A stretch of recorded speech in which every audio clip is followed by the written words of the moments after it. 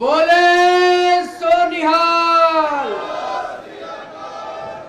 वाहिगुरु जी ने खालसा, वाहिगुरु जी की फतेह। दोस्तों, आज 31 साल के बाद हम सब लोग यहाँ पे श्रद्धांजलि अर्पित करने के लिए इकट्ठे हुए हैं। उन सब लोगों को, जिन लोगों को 31 साल पहले नवंबर 1984 में दिल्ली के अंदर कत्लेआम कर दिया गया था। अभी हम लोगों ने निरप्रीत कौर की कहानी सुनी। निरप्रीत कौर की जो कहानी थी वो यहाँ मौजूद लगभग हर परिवार के अंदर उसी किस्म की कहानी हुई। निरप्रीत कौर ने बताया किस तरह से सागरपुर के एक परिवार में 11 लोगों को मार दिया गया, एक और जगह दूसरे परिवार में 7 लोगों को मार दिया गया। उनकी आंखों के सामने औरतें विधवा हो गई, बच्चे यतीम हो गए। इतना बुरा नरसंहार हुआ कि शायद आजादी के बाद कुछ इस किस्म के नरसंहार हुए हैं जिन्होंने भारत का नाम पूरे विश्व के अंदर शर्म से झुका दिया। इन 31 सालों में जिन जिन लोगों के परिवार के अंदर यह हादसा हुआ, उन्होंने, पूरे सिख समाज ने, पूरे देश ने, लोगों ने इंसाफ के लिए खूब लड़ाई लड़ी है।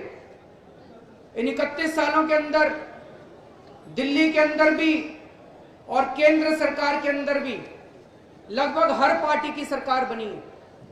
दिल्ली के अंदर बीजेपी की सरकार भी आई, दिल्ली के अंदर कांग्रेस की सरकार भी आई, केंद्र के अंदर एनडीए की सरकार भी बनी, केंद्र के अंदर कांग्रेस की सरकार भी बनी। 31 सालों तक हर सरकार, हर पार्टी ये कहती रही, सिखों को इंसाफ दिलाओ, सिखों को इंसाफ दिलाओ। अरे इंसाफ कौन दिलाएगा? जो सरकार है वही तो इंसाफ दिलाएगी। इन्हीं पार्टियों की सरकार थी, फिर इंसाफ क्यों नहीं दिलाया? एक सबसे बड़ी मांग थी कि एसआईटी बनाई जाए, स्पेशल जांच दल बनाया जाए, ऐसा जांच दल बनाया जाए जो दोषियों को कड़ी से कड़ी सजा दिलवाए। अभी फुल्का जी ने बिल्कुल ठीक कहा। फुल्का जी ने बताया, अगर 1984 के कत्लेआम करने वाले लोगों को कड़ी से कड़ी सजा मिल गई होती तो दोस्तों इस देश के अंदर गुजरात कभी ना होता, इस देश के अंदर दादरी कभी ना होता, इस देश के अंदर किसी की हिम्मत नहीं होती धर्म के नाम पे लोगों के बीच में नफरत घोलने की। लेकिन आज तक यहाँ किसी से पूछ लो, बच्चे बच्चे से पूछ लो कि 1984 का कत्लेआम किसने कराया था, सब लोगों की जुबान के ऊपर है किसने कराया था। फिर ऐसे क्यों होता है कि जब कोर्ट में केस जाते हैं, जब जांच होती है तो सारे सबूत खत्म हो जाते हैं, सब कुछ खत्म हो जाता है, किसी को सजा नहीं मिलती। यही एक कारण है कि इस देश के अंदर धर्म की राजनीति चल रही है। धर्म के नाम पे जनता के बीच में जहर घोलने की कोशिश की जा रही है। दोस्तों, जब पिछली बार 49 दिन तक हमारी सरकार बनी, 49 दिन के अंदर जो काम बीजेपी और कांग्रेस 31 साल में नहीं कर पाए थे, 49 दिन के अंदर हम लोगों ने एसआईटी बना दी थी।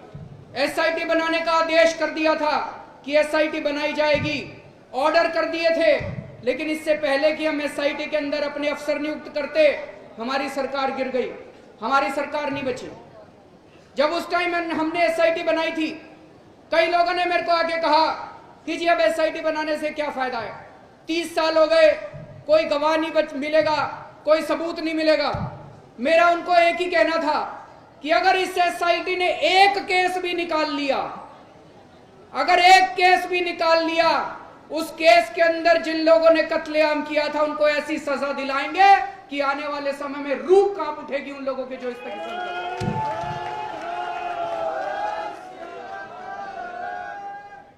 दोस्तों, हम लोगों ने एसआईटी बनाई और जैसी हमारी सरकार गिरी उस एसआईटी को खत्म कर दिया इन लोगों ने। और अब जब 14 फरवरी को मेरी दोबारा सरकार बनी, उसके एक दिन पहले 13 फरवरी को केंद्र में बैठी बीजेपी सरकार ने अपनी एसआईटी बना दी। क्यों बना दी? उनको यह डर था कि केजरीवाल आएगा और ईमानदार पुलिस अफसरों की एसआईटी बनाएगा और दोषी लोगों को जेल होगी। मैं एसआईटी ना बना पाऊं, इसके लिए उन्होंने मेरी सरकार बनने के एक दिन पहले एसआईटी बना दी। और आप सब लोग जानते हो, अब सर एसआईटी, केंद्र की एसआईटी बने हुए 8 महीने हो गए, अभी तक उस एसआईटी ने एक भी केस नहीं किया।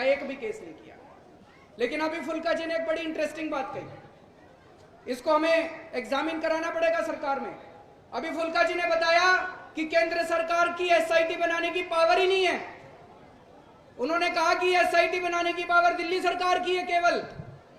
तो कल मैं दफ्तर जाऊंगा और इसको एग्जामिन कराऊंगा कि क्या दिल्ली सरकार एसआईटी बना सकती है और क्या केंद्र सरकार की एसआईटी इलीगल है। इसकी जांच कराएंगे हम लोग। देखते हैं, फुल्का जी ने बड़ी अच्छी बात उठाई है। मैं केवल एक चीज कहना चाहता हूं। अभी एक माता जी को मैं चेक दे रहा था और वो माता जी रो पड़ी, बोली बेटा मेरे को ये चेक नहीं चाहिए, मेरे को इंसाफ चाहिए। जिन लोगों ने हमारे परिवार के लोगों को मारा उनको जेल भेजो, उनको कड़ी से कड़ी सजा दो। यहाँ जितने लोग बैठे हैं कोई चेक का भूखा नहीं है। अभी जर्नैल सिंह ने कहा दुनिया की सारी दौलत इकट्ठी कर लो और दुनिया की सारी दौलत इकट्ठी करके इन लोगों के बीच में बांट दो, फिर भी इनको इंसाफ नहीं मिल सकता। इंसाफ मिलेगा तो उनको सजा मिलने से मिलेगा। मैं आपके साथ हूं, मरते दम तक आपके इंसाफ के लिए लड़ता रहूंगा। केवल एक ही आपसे लोगों से निवेदन है, आप भी अपनी इस इंसाफ की लड़ाई को मत छोड़िएगा। आज इस देश को एक ही आदमी बचा सकता है जी, वो है आम आदमी। आप लोग बचा सकते हो। आज देश के अंदर माहौल बिगाड़ रखा है इन लोगों ने, चारों तरफ नफरत का माहौल फैला रहे हैं। कभी ऐसा नहीं होता था, पहली बार ऐसा हुआ है कि हमारे देश के राष्ट्रपति जी भी बहुत दुखी हैं। हमारे देश के राष्ट्रपति जी ने पिछले 1 महीने के अंदर कम से कम 3 या 4 बार कहा है कि इस देश के अंदर ये डाइवर्स नेशन है, डाइवर्सिटी हमारी बहुत बड़ी स्ट्रेंथ है और इस डाइवर्सिटी ने हमारे देश को बचा के रखा हुआ है। और ये जो इंटॉलरेंस चारों तरफ हो रही है, ये क्यों हो रही है? क्यों ये लोग खड़े होकर एक दूसरे के खिलाफ नफरत पैदा कर रहे हैं? क्योंकि उनको पता है कि सत्ता के अंदर जो लोग बैठे हैं वो इनको बचाने के लिए बैठे हैं। अगर सत्ता के अंदर बैठे हुए लोग ऐसे लोगों पे कड़ी कार्रवाई करना चालू कर दे, ये लोग कायर हैं, इनके पैर के नीचे जमीन नहीं है, 2 दिन के अंदर ये अपने घर भाग जाएंगे। तो दोस्तों, हमें इंसाफ की लड़ाई लड़नी है। ये 5-5 लाख रुपए के चेक आप एक तरह से बहुत छोटी सी श्रद्धांजलि के रूप में ले सकते हैं जो दिल्ली सरकार ने, ये पैसा मेरा नहीं है, मैंने कोई एहसान नहीं किया आप लोगों को 5-5 लाख रुपए देके, ये आप ही का पैसा है, आप ही का पैसा आपको वापस लौटाया है। दुख के टाइम में सरकार की जिम्मेदारी बनती है कि वो जनता के काम आए। मैंने केवल एक छोटा सा धर्म निभाया है और अब हमें इंसाफ की लड़ाई लड़नी है। मैं आपके साथ खड़ा हूं, मरते दम तक हम इंसाफ की लड़ाई लड़ेंगे। एक केस के अंदर भी हम लोगों ने इनको सजा दिलवा दी, मैं आपको यकीन दिलाता हूं आने वाले समय में कोई हिम्मत नहीं करेगा इस देश के अंदर नफरत फैलाने की। बोले सोनिहाल।